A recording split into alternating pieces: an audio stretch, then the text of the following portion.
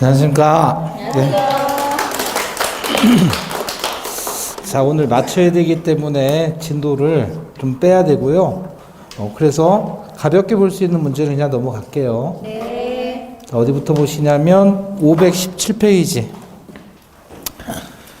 매도인의 담보 책임이죠. 자, 그 문제 보시면 이건 표만 기억하시면 되죠. 표. 혹시 기억나시나요? 세로축은 전일, 수, 용, 담. 가로축 대감. 해제하고 손배청하시오. 이런 제기랄. 그랬죠? 요거 안 되고. 얘 없다 그랬어요. 얘는 선의 악이 불문하고 인정되고, 여기서 전부 타인의 권리의 매매에서 선의 악이 불문하고 해제할 수 있고, 담보권에 대한에서는 선악 불문하고 해제할 수 있다. 이렇게. 그쵸? 자, 그러면 1번에 수량을 지정한 매매의 목적물의 일부가 멸실됐어요. 수량 부족, 일부 멸실. 이건 일부 멸실이죠? 그럼 틀린 거 그랬죠? 1번 수량을 지정한 매매란 특정물이 일정한 수량을 가지고 있다는 데 주안을 두고 대금도 수량을 기준으로 정한 경우를 말한다. 여기 맞는 거고요. 근데 7번 보세요. 수량을 지정한 매매, 수량 부족 일부 멸실은 선이면 다 있는 거고 악에는 다 없잖아요. 그죠? 2번 악의 매수인은 악이죠. 대금 감액 손해배상 청구할 수 없다. 틀렸죠? 있다 그래서 2번이 정답. 선의 매수인은 멸실된 부분의 비율로 대금 감액을 청구할 수 있다. 그쵸? 잔존한 부분만이면 매수하지 않았을 때에는 선의 매수인은 계약 전부를 해지할 수 있죠. 5번 선의 매수인은 일부 멸실 사실을 안 날로부터, 선이니까 안 날로부터 1년 내에 담보 책임 행사할 수 있죠. 자, 넘겨보시고 이제 불특정물, 물건의 하자입니다. 불특정물 하자로 인해 매도인이 담보 책임이 성립한 경우 매수인의 권리로 규정된 것 그랬죠. 어떤 거죠? 해제와 손배청이죠. 그리고 불특정물이니까 완전물 급부 청구가 가능하죠. 다만 물건의 하자에서는 특정물이든 불특정물이든 대금 감액은 인정되지 않습니다. 그래서 11번의 정답은 4번 기억, 니은, 리을. 12번은 안 보셔도 돼요. 경매의 하자인데 이건 안 보셔도 되고, 13번은 지금 수량 부족과 관련된 문제 풀었으니까 넘어가고요. 14번 갑니다. 하자담보 책임에 관한 설명으로 틀린 것 1번 건축의 목적으로 매수한 토지에 대해 법적 제한으로 건축 허가를 받을 수 없어 건축이 불가능한 경우, 자, 이는 매매 목적물의 하자에 해당한다. 자, 여기 봐봐요. 갑이 차를 팔았어요. 차를 팔았는데 이 자동차가 엔진이 없는 거예요. 네. 네? 그럼 이건 뭐의 하자죠? 물건의 하자죠. 네. 그런데 이 차가 갑의 게 아닌 다른 제3자 소유물을 갑이 팔은 거예요. 이거는 뭐의 하자? 권리의 하자예요. 자, 권리의 하자는 제척기간이 1년이고요. 물건의 하자는 제척기간이 6월이에요. 그죠? 자, 그런데 문제는 갑이 샀는데 요게 운행 정지된 자동차에 운행 정지 365일이에요. 운행할 수 없어요. 이런 것을 우리는 법률상의 장애라고 합니다. 법률상 장애가 발생했다. 그럼 이것을 만약에 물건의 하자로 본다면 제척기간은 6월이고 권리의 하자로 본다면 제척기간은 1년이에요. 판례는 뭘로 봅니까? 물건의 하자로 봅니다. 따라서 제척기간은 6월이에요. 그래서 법률상으로 장애가 생겼다. 물건의 하자로 본다. 그래서 법률을 법물로 고쳐서 이해하시죠. 법물상 장애. 법물상 장애. 고물상 아니고 법물상이에요. 자, 건축을 목적으로 매수한 토지에 대해서 법적 제한 때문에 건축이 불가능했다. 이것도 일종의 법률상의 장애죠. 이런 경우에 물건의 하자에 해당합니다. 2번 하자담보 책임으로 발생하는 매수인의 계약 해제권의 행사 기간은 제척 기간이다. 그쵸? 제척 기간. 3번 하자담보 책임에 기한 매수인의 손해배상 청구권도 소멸시효 대상이 될 수 있고요. 4번 매도인이 매매 목적물의 하자가 있다는 사실을 알면서 이를 매수인에게 고지하지 않고 담보 책임 면제 특약을 했습니다. 그러면 그 책임을 면할 수 있겠느냐? 없다. 자, 매도인의 담보 책임과 관련되어서는 이것은 강행 규정이에요, 임의 규정이에요?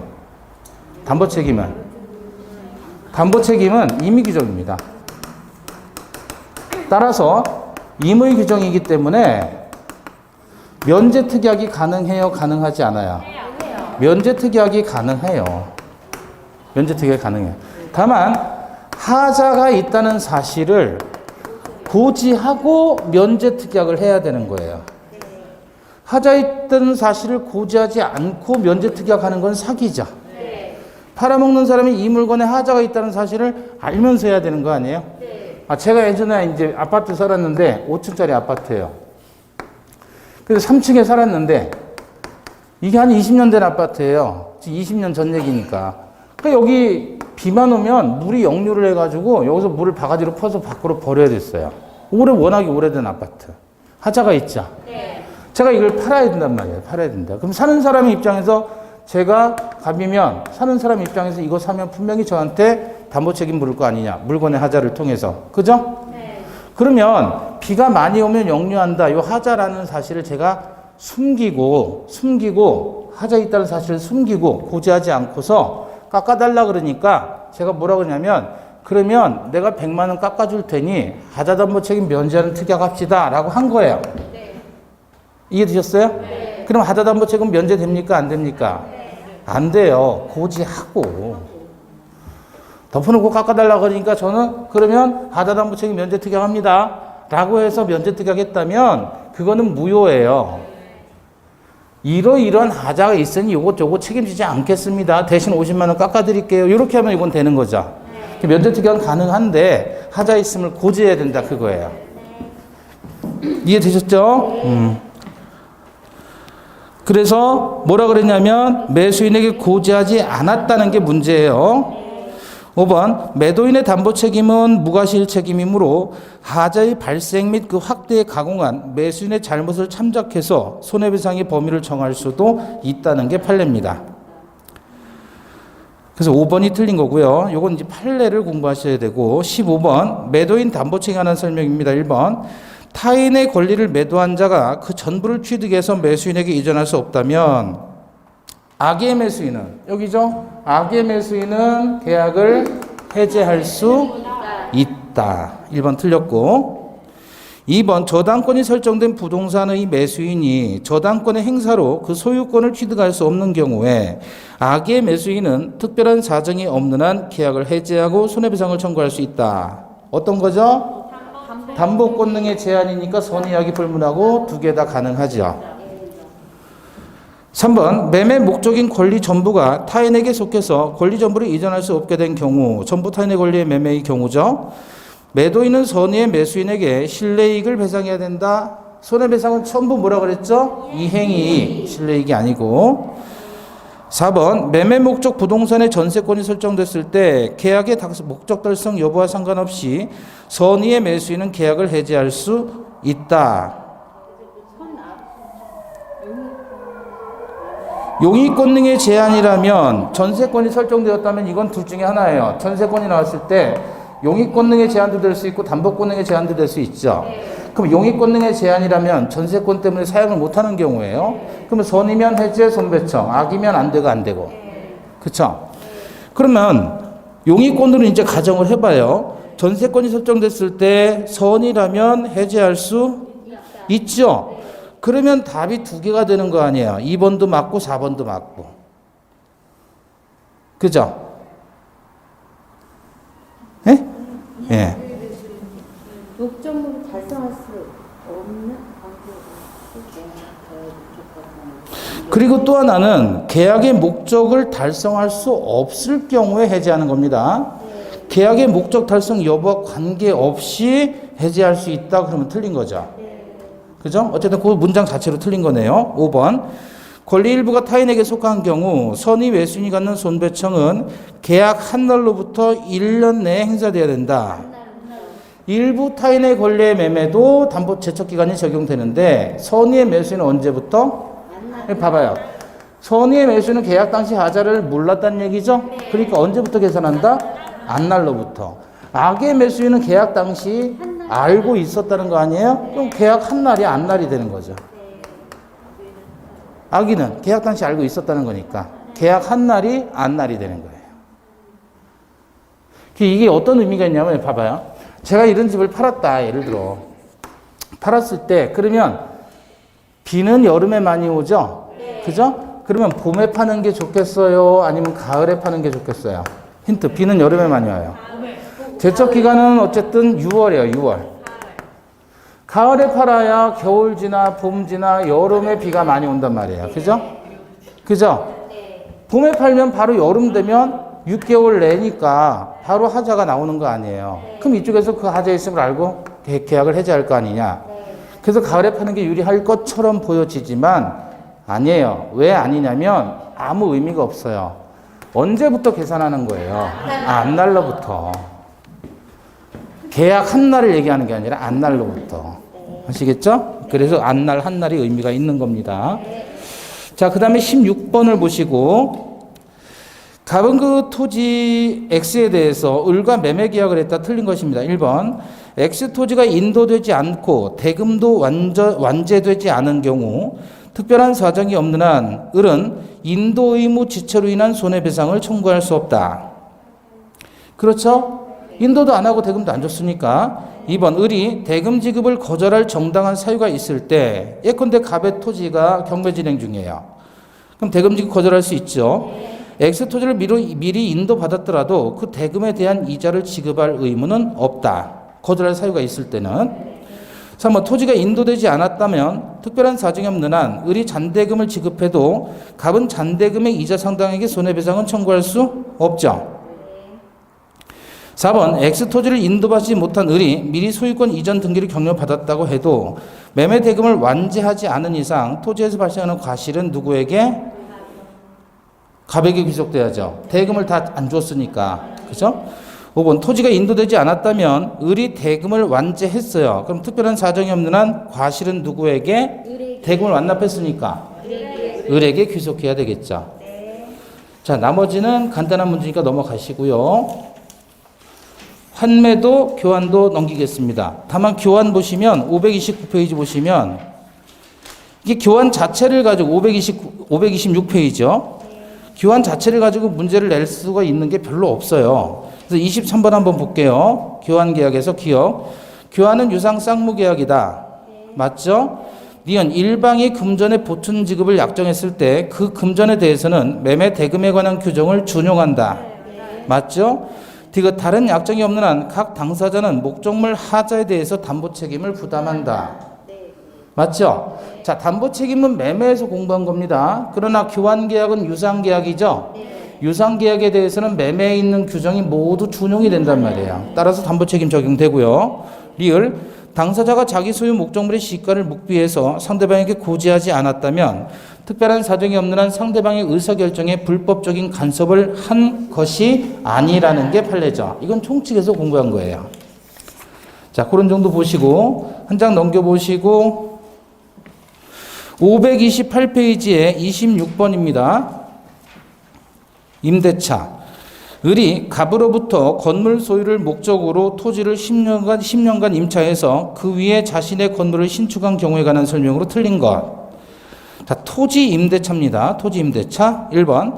특별한 사정이 없는 한 갑이 X 토지의 소유자가 아닌 경우에도 임대차 계약은 유효하게 성립한다. 맞아요? 채권행위니까 반드시 소유자와만 계약할 필요는 없습니다. 소유자 아닌 사람과의 임대차 계약도 얼마든지 유효합니다. 그래서 심지어 무단전대도 유효하다 그랬잖아요. 계약 자체는. 2번. 갑과 을 사이에 반대의 약정이 없으면 을은 갑에 대해서 임대차 등기 절차에 협력할 것을 청구할 수 있습니다. 그러나 이것은 반드시 그래야 된다는 어떤 의무 규정은 아니라는 취지예요. 우리 판례는. 3번. 을이 현존하는 재산 건물을 등기하면 임대차, 토지 임대차를 등기하지 않았더라도 제3자에게 임대차의 효력을 가지고 대항할 수 있다 그랬죠. 그래서 요게 뭐라 그랬어요? 건물 등기 있는 차지권의 대항력이라고 했죠. 그래서 건물만 등기하면 토지 임차권 등기하지 않아도 토지에 대한 임차권을 가지고 대항할 수 있습니다. 4번. 10년의 임대차 기간이 경과한 때 을의 지상 건물이 현존하는 경우 을은 임대차 계약에 갱신 요구할 수 있죠. 갱신해서 거절하면 매수 청구 들어가죠. 5번 이익의 차임액이 을의 차임액이 이익의 차임액에 달하는 경우 특약이 없는 한 갑은 임대차 계약을 해지할 수 있죠. 그 다음에 넘겨보시고 29번으로 넘어갑니다. 29번. 임차인 갑이 임대인 을에게 지상물 매수 청구권을 행사한 경우에 관한 설명으로 옳은 것. 1번. 갑의 매수 청구가 유효하려면 을의 승낙을 요한다. 틀렸죠? 매수 청구권은 무슨 권? 형성권. 일방적으로 하는 겁니다. 승낙 필요 없습니다. 2번. 허가를 받은 건물이 아니라면 갑은 매수 청구를 하지 못한다? 아니죠. 3불료 기억나죠? 허가, 등기 불료, 동의도 불료, 가치도 불료. 3번. 갑 소유 건물이 을이 임대한 토지와 제3자 소유의 토지 위에 걸치게 되었을 경우 갑은 건물 전체에 매수 청구하는 게 아니라 임대 토지상의 건물 부분이 구분 소유의 객체가 될 수 있는 경우에 한해서 매수 청구가 허용된다 그랬죠. 4번 임대차가 갑의 채무 불이행 때문에 기간 만료 전에 종료됐다면 매수 청구할 수 없죠. 성실한 임차인만 보호합니다. 5번 갑은 매수 청구권 행사에 앞서서 임대차 계약의 갱신을 청구할 수 있지요. 그래서 갱신 거절 매수입니다. 자, 오른쪽에 31번으로 갈게요. 임차인의 부속물 매수 청구권과 유익비 상환 청구권에 관한 설명으로 옳은 것. 자, 부속물 매수 청구와 유익비 상환 청구예요. 여기 보시면 부속물 매수 청구라는 것은 이게 일단 건물 임대차에서 그 건물에 부속된 물건이라면 독립물의 성격을 가지고 있어야 돼요. 근데 비용 상환 청구권 중에서 유익비 상환 청구권이다라고 하면 이건 비용으로 들어간 거죠. 이거는 독립된 물건으로 볼 수가 없을 때 비용으로 가는 거예요. 이걸 왜 구별해야 되냐면 얘는 임의 규정인데 반해서 얘는 편면적인 강행 규정이란 말이죠. 그럼 얘는 유치권의 대상이 되지만 얘는 유치권하고 전혀 상관이 없는 거예요. 매매 대금이니까. 그래서 구별을 해야 되는 거예요. 그럼 땅바닥에 예를 들어 장판을 이렇게 붙여놨다. 이거 뜯어서 다시 사용할 수 있는 독립물인가요? 아니요. 이런 것들은 비용으로 가는 거예요. 그래서. 자, 그러면 31번에 1번. 유익비 상환 청구권은 임대차 종료 시에 행사할 수 있다. 필요비, 즉시 유익비 종료 시 제척기간 반환 시부터 6월. 그러면 종료 시 맞네요. 2번. 부속된 물건이 임차물의 구성 부분으로 일체가 된 경우 특별한 약정이 없는 한 부속물 매수 청구 대상이 되지 않죠. 왜냐하면 임차 목적물의 구성 부분이 되었다 그 말은 이거야. 이걸 이렇게 표현해요. 독립물이 아니다라는 것은 구성 부분이 되었다라고 얘기하는 거예요. 그러니까 한 부분 일부가 된 거예요. 건물이라면 건물에 이렇게 장판을 하거나 아니면 페인트를 바르거나 벽지를 붙이거나 이게 다 부착되니까 건물의 일부인 거예요. 그걸 뭐라고 표현하는 거예요? 구성 부분이라고 얘기를 하는 겁니다. 독립물은 말 그대로 뜯어서 다시 사용할 수 있을 때 독립물이고 이런 것들은 다 구성 부분이죠. 자, 이때는 부속물 매수 청구 대상이 아니라 비용 상환 청구 문제입니다. 3번 임대차 기간 중에 부속물 매수 청구권을 배제하는 당사자 간의 약정은 임차인에게 불리하지요. 네. 그러면 무효입니다. 유효하다가 아니라 무효.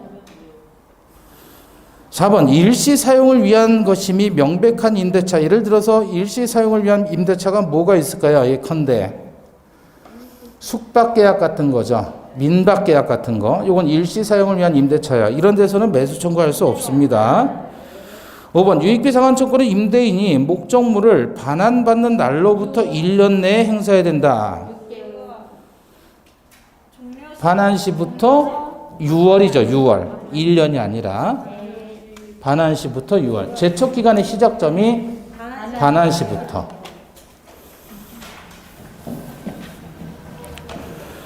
자, 한 장 넘겨보시고 33번 보겠습니다. 33번.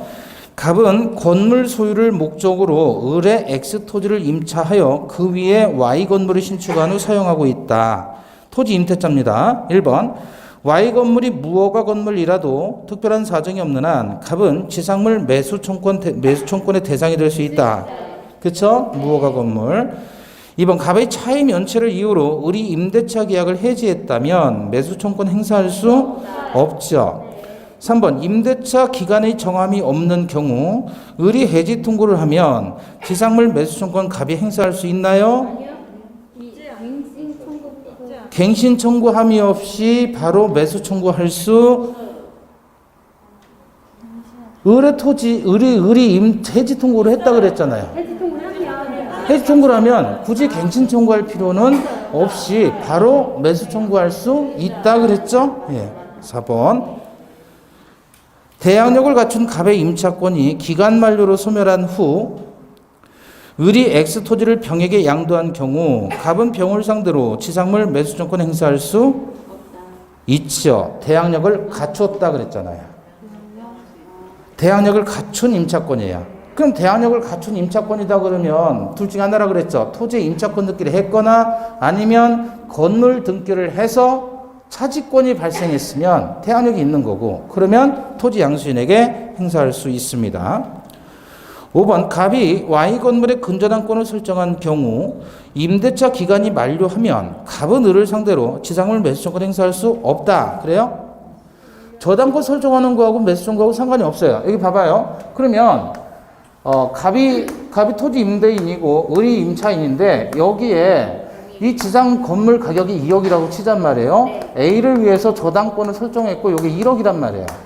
그러면 이렇게 저당권이 설정돼 있어도 얘는 매수 청구권 행사할 수 있다는 얘기인데 이때 매수 가격은 건물 가액에서 피담보 채무액을 공제한 1억을 매수 청구한다는 거예요? 아니면 2억을 매수 청구한다는 거예요?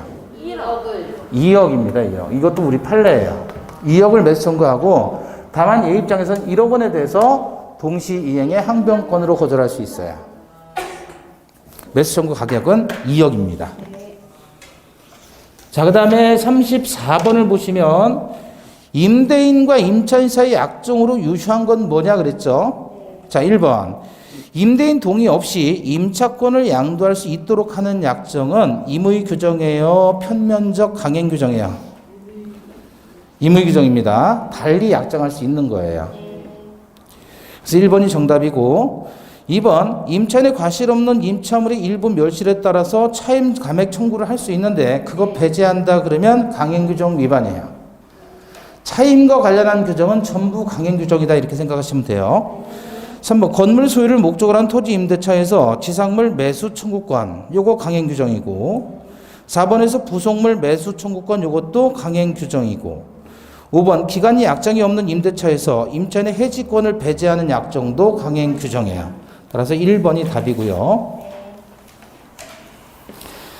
자, 그 다음에 전대차 임차권 양도 문제를 보겠습니다. 36번 갑은 자기 소유 X창고 건물 전부를 36번 전부를 을에게 월차임 60만 원에 3년간 임대했고 을은 갑의 동의를 받아 그 건물 전부를 병에게 월차임 70만 원에 2년간 전대차했다. 자, 갑을 병입니다. 틀린 것은 1번 갑과 을의 합의로 임대차 계약을 종료한 경우 병의 권리는 소멸한다. 자, 임대인이 동의를 해줬죠. 전대차에 대해서. 적법한 전대차잖아요. 임대인 동의가 있으면 전차인 권리가 확정된 거죠. 따라서 갑과 을의 합의로 병의 권리를 소멸하게 하지는 못합니다. 마치 제3자를 위한 계약에서 수익의 의사표시를 하면 제3자 권리가 확정되잖아요. 그럼 요약자, 낙약자의 합의로 제3자 권리를 변경, 소멸시키지 못하죠. 그래서 확정되는 겁니다. 이것도 마찬가지예요. 동의를 받았으면 갑과 을의 합의로서는 병의 권리를 소멸시키지 못합니다. 1번이 틀렸어요. 2번 병은 직접 갑에 대해서 월차임 60만 원 지급할 의무를 부담한다. 그렇죠? 병이 계약한 건 을이지만 갑을 보호하기 위해서 갑이 직접 차임 청구를 할 수 있도록 했다 그랬습니다. 3번 갑은 을에게 월차임 60만 원 지급을 청구할 수 있지요. 4번 갑에 대한 차임 연체액이 120만 원에 달해서 갑이 임대차 계약을 해지한 경우 병에게 그 사유를 통지하지 않아도 해지로서 병에게 대항할 수 있습니다. 채무 불이행이기 때문에. 5번 전대차 기간이 만료한 경우 병은 갑에게 전전대차와 동일한 조건으로 임대할 것을 청구할 수 있어요? 안 돼요? 전에 했던 전대차와 동일한 조건으로 임대할 것을 병이 갑에게 청구할 수 있겠어요? 없어요. 없지요. 임대 청구권은 토지 임대차에서 인정하는 권리고 지금 이것은 건물이잖아요. 창고 건물. 그죠?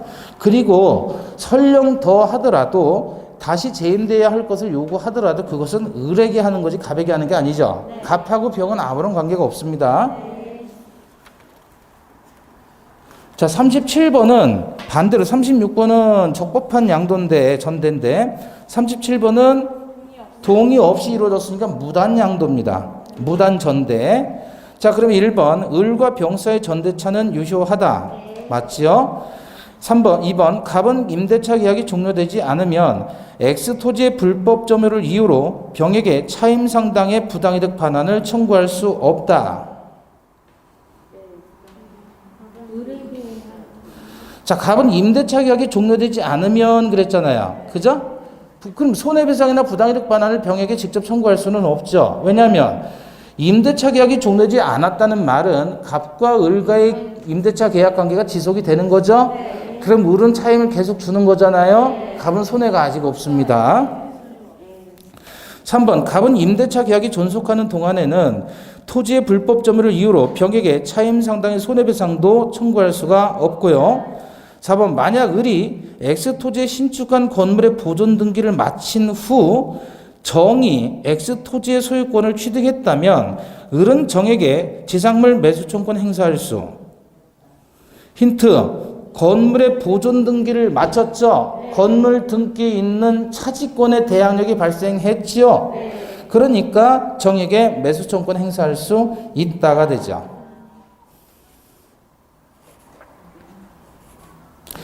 근데 무단잔대 하다가 갑자기 을이 만약 그랬잖아요.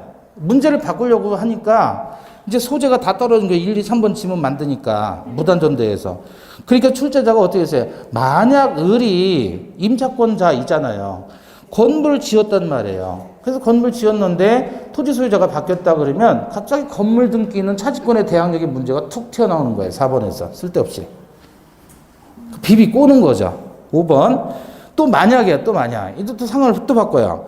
을이 X 토지에 신축한 건물의 소유권을 임대차 종료 전에 무에게 이전했다면 을은 을의 지상물 매수청구는 인정하지 않는다. 맞아요? 왜 그러냐면 4번 지문에서 연결되는 거예요. 건물 등기 있는 차지권의 대항력이 발생하면 되는데 그럼 만약 을이 토지에 신축한 건물의 소유권을 임대차 종료되기 전에 무에게 이전했다면 그렇죠? 무에게 이전했다면 건물 소유자가 누가 되는 거죠?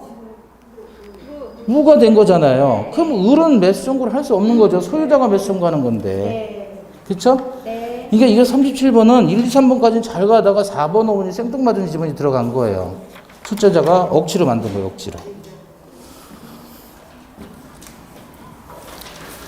자, 다시 한 장 더 넘겨보시고 38번 보시죠. 갑은 자신의 X 건물을 을에게 임대했고 을은 갑의 동의 없이 무단으로 임차권을 병에게 양도했다. 이건 무단 양도네요. 1번. 을은 병에게 갑의 동의를 받아줄 의무가 있죠. 무단 양도 전제도 유효합니다. 2번. 을병 사이의 임차권 양도 계약은 유동적 무효가 아니라 유효이죠. 유효. 이게 틀렸죠. 3번. 갑은 을에게 차임의 지급을 청구할 수 있죠. 아직 해지하지 않았으니까. 4번. 만약 병이 을의 배우자이고 X 건물에서 동거하면서 함께 가구점을 경영하고 있다면 대신 행위에 해당하지 않으니까 해지할 수 없다. 가구점 그 남자 사건. 5번. 만약 을이 갑의 동의를 받아 임차권을 병에게 양도했다면 이미 발생된 을의 연체 차임 채무는 특별한 사정이 없는 한 병에게 이전돼요? 안 돼요? 안 된다 그랬죠? 왜냐하면 당사자 간의 채권 채무가 넘어갈 일은 없는 거예요. 마치 지료 연체했을 때 지상권 소멸 청구한다 라고 하면 양수인에 대해서 2년 이상일 때에만 지상권 소멸 청구가 가능하다 그랬죠? 예, 그거하고 같은 논리입니다. 자, 그 다음에 40번 보시죠. 건물 임대인 갑의 동의를 얻어서 임차인 을이 병과 전대차 계약을 체결하고 건물을 인도해 줬습니다. 이건 동의를 받은 거네요. 자, 기억. 갑과 을의 합의로 임대차 계약이 종료는 되어도 병의 권리는 소멸하지 않는다. 그죠? 전차인 권리의 확정. 니은. 전대차 종료 시 병은 건물 사용의 편익을 위해 을의 동의를 얻어 부속한 물건의 매수를 갑에게 청구한다? 적법한 임차인이니까 전차인도 동의 받았으면 부속물 매수 청구할 수 있잖아요. 근데 누구의 동의를 받아야 돼요? 을이 아니라 갑의 동의를 받아야죠. 갑의 동의. 을이 임차인인데 임차인의 동의를 받을 필요가 뭐 있어요? 디귿. 임대차와 전대차 기간이 모두 만료됐을 때 병은 건물을 갑에게 직접 명도해도 을에 대한 건물 명도 의무는 면하게 되지요. 원래는 병은 을에게 명도해야 되는데 을에게 명도하면 을도 갑에게 또 명도 비워줘야 될 거 아니에요. 그러니까 병이 직접 갑에게 명도한다면 을에게 대한 명도 의무는 면하게 됩니다. 니은 디귿은 틀렸고요. 리을. 을의 차임액이 이기 차임액에 달해서 갑이 임대차 계약을 해지한다면 갑은 병에 대해서 그 사유에 통지 없어도 해지로서 대항할 수 있다라는 건 앞에서 또 본 겁니다. 그래서 맞는 것은 기억하고 리을. 자, 이제 민사특별법 540페이지입니다. 540페이지. 1번. 주택임대차 보급상의 대항력에 관한 설명으로 틀린 것 그랬죠. 그럼 보통 이제 단 일시 사용을 위한 임대차 어쩌고 저쩌고 판례에 따른 그러잖아요. 웬만하면 괄호는 안 읽어도 돼요. 높아심에서 만든 문제니까. 1번에 1번. 임차인이 타인의 점유를 매개로 임차주택을 간접 점유하는 경우에도 대항요건인 점유가 인정될 수 있다 그랬죠. 예, 작년 문제입니다. 2번. 임차인 지위를 강화하고자 별도로 전세권 설정 등기를 마친 다음 주택임대차 보호법상의 대항요건을 상실한 경우 주택임대차 보호법상의 대항력은 상실되었지만 별도로 전세권자의 지위는 남아 있습니다. 2번도 맞아요. 이게 판례고. 3번. 주민등록을 마치고 거주하던 자기네요. 자기 명의 주택을 매도한 자가. 다시. 주민등록을 마치고 거주하던 자기 명의의 주택을 매도한 자가 매도와 동시에 이를 다시 임차하기로 약정한 경우. 쫄딱 망했네요. 뭐죠 이거? 점유계정 임차인이죠. 그럼 언제 대항력 발생한다? 소유권 이전 등기한 이길 다음 날 대항력이 발생한다. 그죠? 따라서 매수인 명의 소유권 이전 등기 여부와 관계없이 대항력이 인정되는 게 아니라 소유권 이전 등기한 이길부터 대항력이 인정되는 겁니다. 3번이 틀렸죠. 4번. 임차인이 주택의 인도와 주민등록을 마칠 때에는 그 다음날 오전 0시부터 대항력이 생기죠.